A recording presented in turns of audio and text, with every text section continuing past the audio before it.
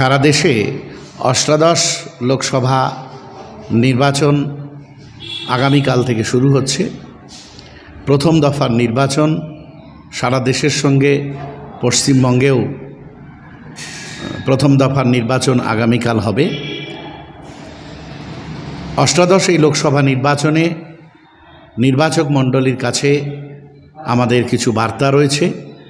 Indian secular ফ্রন্টের পক্ষ থেকে সেই বার্তা আমরা নির্বাচক মণ্ডলীর কাছে পৌঁছে দিতে চাই। এবারের নির্বাচন অন্যান্য বারের নির্বাচনের তুলনায় একটু আলাদা মাত্রা বহন করছে।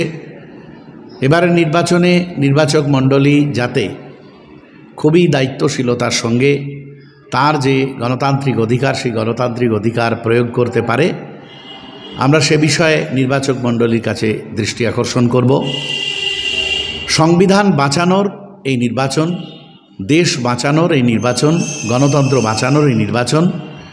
নির্বাচক মণ্ডলীর কাছে অনুরোধ, কোনো ব্যক্তি কিংবা রাজনৈতিক দলের কোনো বিশেষ প্ররোচনায় পা না দিয়ে সঠিকভাবে সঠিক ব্যক্তিকে এবং সঠিক রাজনৈতিক দলকে ভোট দিয়ে আপনি আপনার পছন্দমতো প্রার্থীকে নির্বাচিত করবেন, পছন্দমতো দলকে নির্বাচিত করবেন, যাতে তারা সংসদে গিয়ে সত্যিই রাষ্ট্রীয় দায়িত্ব পালন করতে পারে।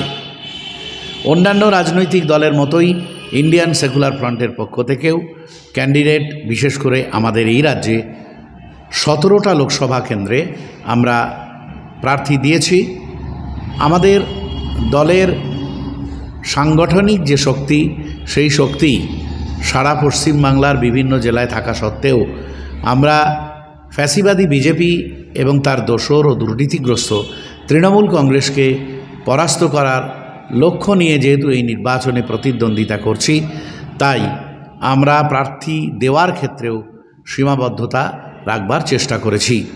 প্রত্যাশিত যে জোট, সেই জোট যেহেতু হয়নি, আমাদেরকে বাধ্যতামূলকভাবেই এককভাবে নির্বাচনে প্রতিদ্বন্দ্বিতা করতে হচ্ছে।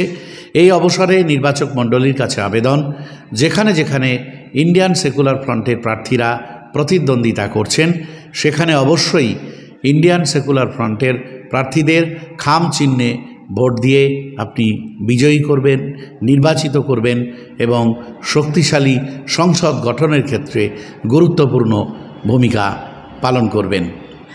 যে সমস্ত জায়গায় ইন্ডিয়ান সেকুলার ফ্রন্টের প্রার্থীরা নেই, সেখানে বিজেপি, ফ্যাসিস্ট বিজেপি এবং দুর্নীতিগ্রস্ত তৃণমূল কংগ্রেসকে পরাস্ত করার জন্য যে সমস্ত গণতান্ত্রিক শক্তি বা গণতান্ত্রিক পক্ষ প্রতিদ্বন্দ্বিতা করছে, তাদের মধ্যে আপনারা যাকে উপযুক্ত মনে করবেন, যে দল উপযুক্ত, তারা ওই ফ্যাসিবাদের বিরুদ্ধে, দুর্নীতির বিরুদ্ধে লড়াই গড়ে তুলতে পারবে এবং সংসদে গিয়ে তার কণ্ঠ তুলতে পারবেন, সেই রকম দল ও প্রার্থীকে আপনারা নির্বাচিত করবেন। কোনো প্ররোচনায় আপনারা পা দেবেন না।